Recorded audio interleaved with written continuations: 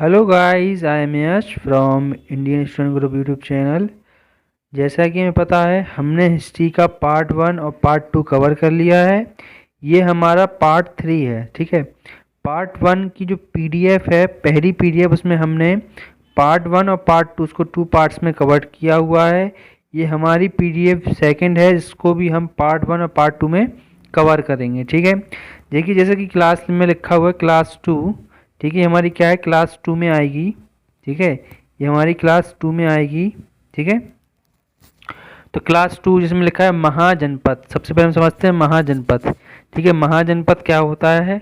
और आप इसमें देखोगे कि कई जो बहुत सारे जनपद होंगे जो कि बाद में महाजनपद के रूप में बन जाएंगे। ठीक है, अधिक इसमें एक क्रम दिया हुआ है कि व्यक्ति से परिवार, परिवार से कुल, कुल से ग्राम, ग्राम से विश्व, विश्व से जन। तो जैसा कि अभी हमारे समय में क्या होता है कि पहले छोटे छोटे क्षेत्र होते हैं। ठीक है, मोहल्ला आता है, फिर नगर आता है, नगर के बाद सिटी, इस तरीके से कई पार्ट्स में डिवाइडेड होते जाते हैं। ठीक है, तो इसी प्रकार से हम देख सकते हैं, इसमें भी दिया हुआ है। ठीक है, तो एक क्रम है।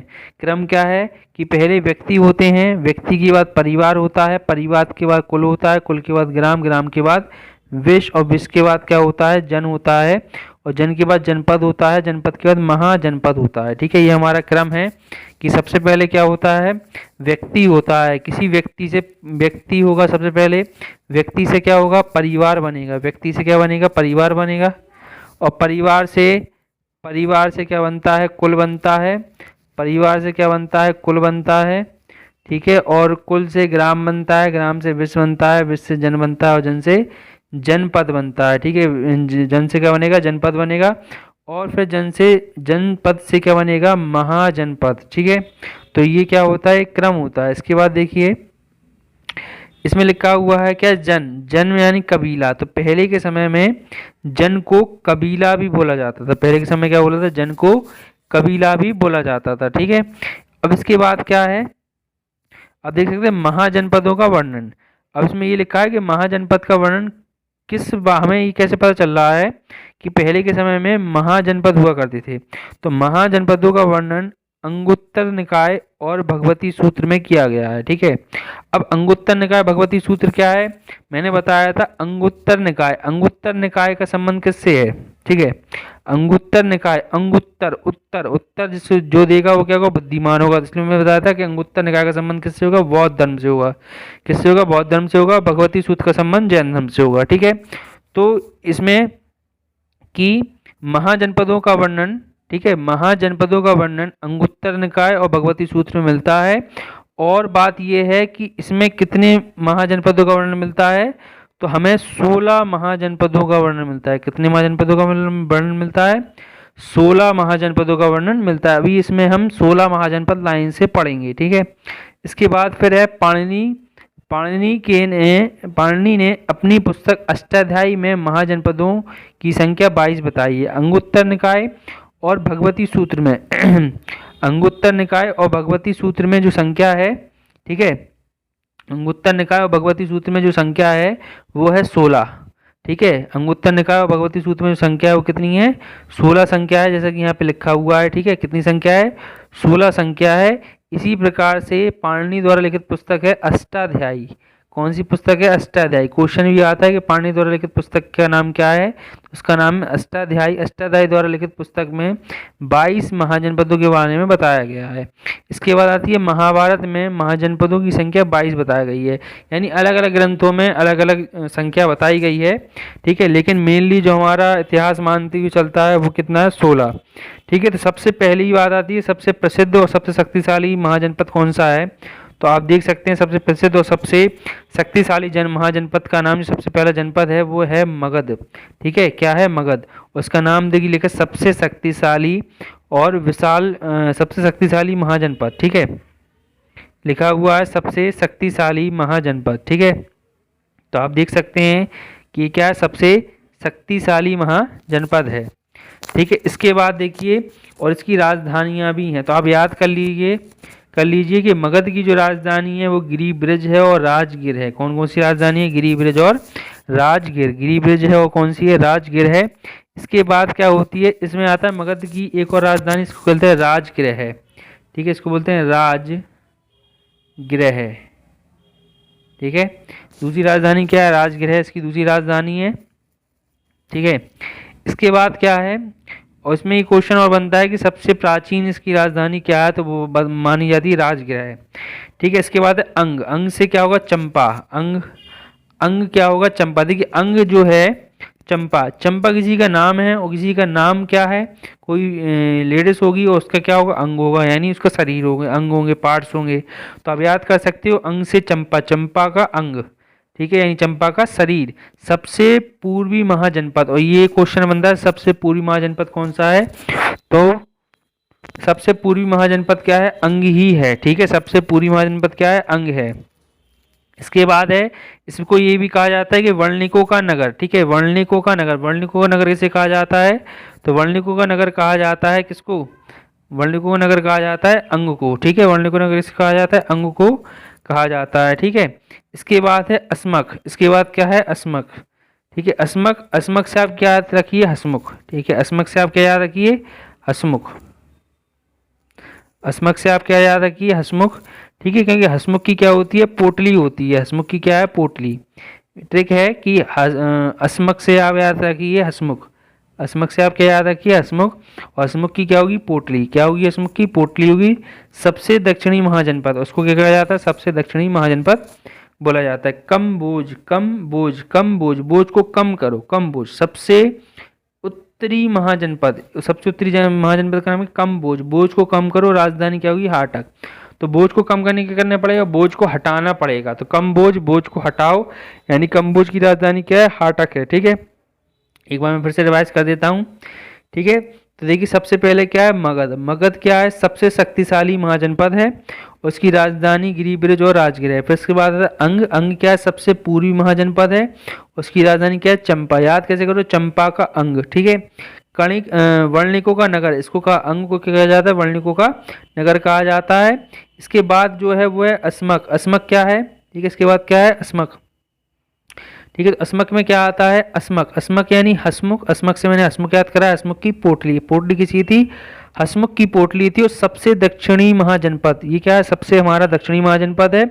इसके बाद है कम्बोज। मैं आपको अभी इसकी स्थितियां भी बताऊंगा कि किसकी स्थिति कहाँ थी। ठीक है, तो वेट कीजिएगा। कम्बोज, कम्बोज का सबसे उत्तरी महाजनपद है कम्बोज। कम्बोज की राजधानी है हाटक। कम्बोज यानी बोझ को हटाओ, तो बोझ को कम करो, तो बोझ को करना पड़ेगा, हटाना पड़ेगा। ठीक है, इसके बाद जो अगली राजधानी है वो है अवंती। अवंती, अवंती इसकी राजधानी है। अवंती सबसे पश्चिमी महाजनपद है और उसकी राजधानी उज्जैनी है। ठीक है, अवंती क्या है, सबसे पश्चिमी महाजनपद है, उसकी राजधानी क्या है, उज्जैनी है।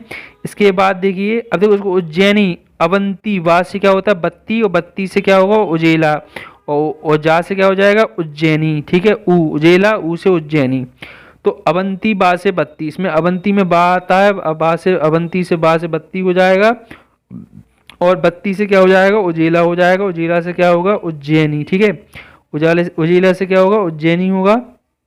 ठीक है, इसके बाद देखिए, इसके बाद आता है कुल महाजनपद। अब कुल महाजनपद कितने होते हैं, कुल महाजनपद होते हैं 16। कुल महाजनपद कितने होंगे, 16, जिसमें से 14 होता है, कितने, 14 होता है राजतंत्र। ठीक है, 14 कैसे हैं, राजतंत्र है, और 2 कैसे हैं, लोकतंत्र या गणतंत्र राज भी कह सकते हो। अब ये इंपॉर्टेंट है कि उस समय भी क्या होता था, गणतंत्र या लोकतंत्र राज था। ठीक है, ऐसे 2 राज्य कौन से थे, बज्जी और मल। ऐसे 2 राज्य कौन कौन से थे, बज्जी थे और मल थे। और 18 राज्य, 18 राज्यों का समूह था। कितने राज्यों का समूह था, 18 राज्यों का ये समूह था। ठीक है, तो आप देख सकते हैं, इसको हमने कवर कर लिया है एक PDF। ठीक है, अब देखिए इसके बाद जो नेक्स्ट है,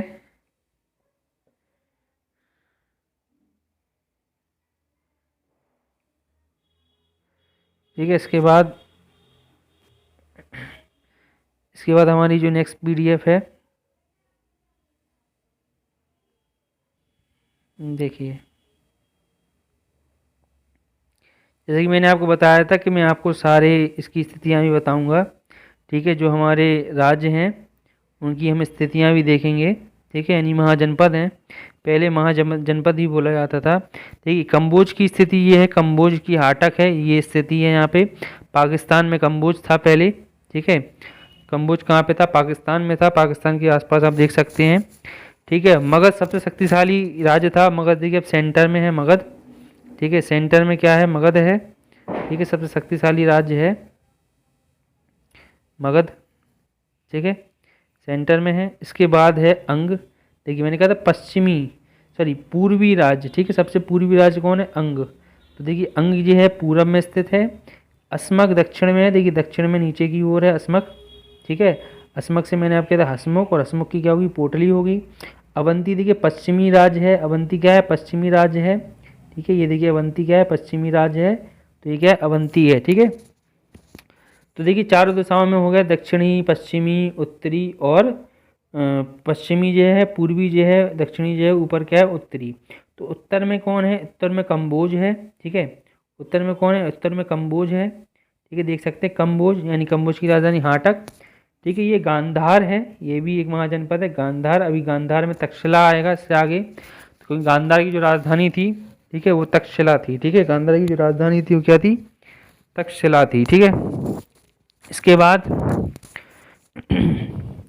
तो देखिए इसके बाद क्या होता है, इसके बाद कुछ महाजनपद और हैं, जैसे कि आप देख सकते हैं, पहला जो महाजनपद है वो गांधार है, और गांधार की राजधानी क्या है, तक्षशिला, ठीक है, गांधार की राजधानी क्या है, तक्षशिला। पांचाल, पांचाल की राजधानी क्या है, अधिछत्र या कापिल्य, ठीक है। शॉर्ट ट्रिक क्या है कि कपिल ने बहुत अधिक पांचालों को मारा, यानी कपिल ने क्या किया, बहुत अधिक पांचालों को मार दिया। अधिक से हो गया अधिछत्र, कापिल से हो गया कपिल, और पांचाल से तो आप पता ही है, पांचाल एक महाजनपद है, ठीक है। इसके बाद है सुरसेन मथुरा, तो सुरसेन, सुर और ताल कहाँ मिलेगा, सुर और ताल मथुरा में मिलेगा, तो सुरसेन से क्या होगा, मथुरा, सुरसेन, सुर और ताल कहाँ मिलेगा, मथुरा में मिलेगा, तो सुर और ताल से क्या हो जाएगा, मथुरा हो जाएगा। इसके बाद है चेदी, चेदी से क्या होता है, छेदी, छेद कौन करेगा, इसमें बहुत शक्ति होगी भाई साहब, जो बाहुबली होगा वही तो छेद करेगा, उसमें शक्ति ज़्यादा है। तो चेदी से होगा छेद, छेद से होगा शक्तिशाली, शक्तिमती, जिसमें शक्ति होगी वही छेद करेगा, शक्ति से शक्तिमती, और छेदी से छेद, छेद से छेदी, तो चेदी और शक्तिमती, ठीक है। इस सेंटेंस क्या बनेगा कि जिसमें शक्ति होती है वही छेद कर सकता है, तो छेद से छेदी, और शक्तिमती से क्या होगा, शक्ति से क्या होगा, शक्तिमती। इसके बाद है काशी, नॉर्मल क्वेश्चन है ये, तो काशी का क्या हो जाएगा, वाराणसी, आराम से याद हो जाएगा। और कौशल, कौशल अगर आपको होना है तो आपको श्रवण करना पड़ेगा, नहीं श्रावस्ती, श्रवण से हो जाएगा श्रावस्ती। और कहाँ श्रवण करना होगा, अयोध्या में श्रवण करना होगा, कहाँ श्रवण करना होगा, अयोध्या में श्रवण करना होगा, तभी आप क्या होगे, कौशल हो गए, ठीक है। तो ये ट्रिक्स हैं छोटी छोटी, जिससे कि आप इसको अच्छे समझ सकते हो कि कौशल बनने के लिए हमें श्रवण करना होगा, श्रवण से हो जाएगा श्रावस्ती, और श्रवणस्ती जहाँ श्रवण करोगे वो स्थान कहाँ होगा, वो अयोध्या होगा। तो अयोध्या सेंटेंस बनेगा, अयोध्या में श्रवण करने से, यानी अयोध्या में सुनने से आप क्या होते हैं, कौशल होते हैं, यानी कुशल होते हैं, ठीक है, आप में कुशलता आती है, ठीक है, ये सेंटेंस बन जाएगा।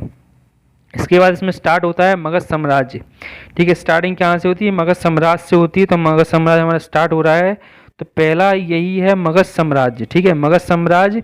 इसमें सबसे पहला वंश है हर्यक वंश, कौन सा वंश है, हर्यक वंश। हर्यक वंश स्टार्ट कब से हुआ था, 544 BC, ठीक है, 544 BC से हर्यक वंश स्टार्ट हुआ था, और संस्थापक है बिंबिसार, ठीक है। संस्थापक कौन है, संस्थापक है बिंबिसार, हमारे यहाँ के संस्थापक हैं, यानी मगध के जो संस्थापक बिंबिसार हैं, ठीक है। इसके बाद देखिए बिंबिसार का अन्य नाम श्रेणिक था, तो बिंबिसार क्वेश्चन आता है, बिंबिसार का अन्य नाम क्या है, तो बिंबिसार का अन्य नाम क्या है, श्रेणिक है।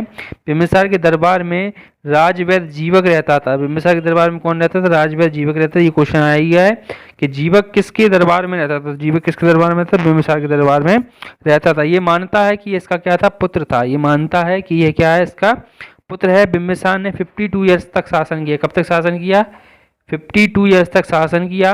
इतिहास में सबसे ज़्यादा और सबसे लंबा, इतिहास में अगर सबसे लंबा शासन किसी का है तो वो कौन है, तो वो हमारा बिंबिसार है, ठीक है।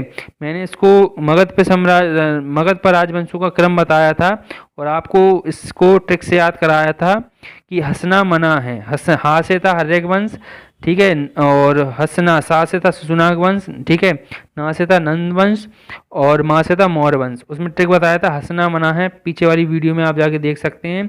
इससे पहले मैंने 2 पार्ट्स में स्टार्टिंग की है, उसमें आपको मैंने छोटे छोटे चीज़ें आपको बताई हैं कि कैसे क्या हुआ और क्यों हम इतिहास, स्टार्टिंग कहाँ से इतिहास की होती है और क्या है क्या नहीं है। तो आप उनको भी जाकर देख सकते हैं। ठीक है, तो एक बार मैं रिवाइज कर देता हूँ। मगध साम्राज्य हम पढ़ रहे हैं और हर्यक वंश पहला हमारा वंश है। 544 BC में इसकी स्टार्टिंग हुई थी और कब से चला था? 1492। मतलब ये जो बिम्बिसार है उसका कार्यकाल है 544 से स्टार्टिंग होती है और 1492, ठीक है, 492, ठीक है, 492 तक ये चला। ठीक है, इसके बाद बिम्बिसार का अन्य नाम श्रेणिक था। ठीक है, बिम्बिसार का अन्य नाम क्या है? श्रेणिक था। बिम्बिसार का अन्य नाम क्या है? श्रेणिक है। ठीक है, इसके बाद बिम्बिसार का नाम श्रेणिक है। बिम्बिसार के दरबार में राजवैद्य जीवक रहता था, इसका पुत्र था। ये माना जाता है कि क्या इसका पुत्र है। बिम्बिसार ने 52 ईयर्स तक शासन किया और इतिहास में सबसे लंबा शासन, ठीक है, इतिहास में सबसे लंबा समय जिसने शासन किया वो कौन था? बिम्बिसार था। ठीक है दोस्तों, तो लगता है मुझे आपको मेरी वीडियो पसंद आई होगी। जो मैंने छोटी छोटी ट्रिक्स बताई हैं उनका आप यूज़ कर रहे होंगे। ठीक है, और आपको ये सारी वीडियोस पसंद आ रही होंगी। ठीक है, अगर आपको वीडियोस पसंद आ रही हैं तो प्लीज़ इसको लाइक कीजिए, शेयर कीजिए, सब्सक्राइब कीजिए और ज़्यादा से ज़्यादा लोगों को शेयर कीजिए, जिससे कि ये सारे लोग इस PDF का और इस स्टडी का लाभ उठा सकें। ठीक है, मैं काफ़ी ट्रिक्स से और इजीली वे में आपको याद कराने की कोशिश कर रहा हूँ। और अगर किसी को कोई प्रॉब्लम है तो आप कमेंट कर सकते हैं। ठीक है, किसी को कुछ पूछना है तो आप ईमेल पर मैसेज कर सकते हैं, टेलीग्राम पर मैसेज कर सकते हैं। ठीक है, फेसबुक पेज है उस पर भी आप मैसेज कर सकते हैं। ठीक है, तो जो सहायता आपको मैं दे सकता हूँ मैं आपको दूंगा। ठीक है, तो धन्यवाद, थैंक यू।